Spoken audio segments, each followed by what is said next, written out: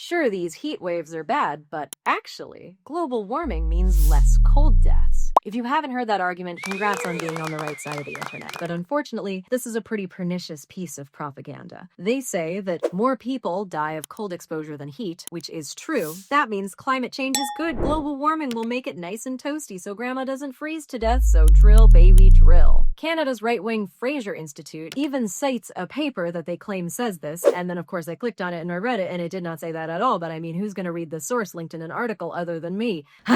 Anyway, of course, if you read these misleading arguments about how climate change reduces cold deaths, they also criticize climate activists because climate activists want to make it more expensive to heat your home because we're pushing clean energy or whatever, even though clean energy is the cheapest energy source in human history and heat pumps are less expensive to run than gas heat, whatever. Saying that actually what we need to do is invest in more fossil fuels so grandma can afford to heat her home and there it is. There's the argument. Luckily, some very exasperated climate scientists did an actual study showing that no, with, quote, no adaptation to heat, this increase in heat-related deaths consistently exceeds any reduction in cold-related deaths. And of course, if you think about it, this argument, oh, well, there's going to be less cold deaths, so it's okay, is just a more sophisticated version of, well, if the globe is warming, why is it snowing? Checkmate, environmentalists. And then we have to patiently explain that, like, no, it doesn't mean it's going to be warmer all the time. It just means there'll be more extremes,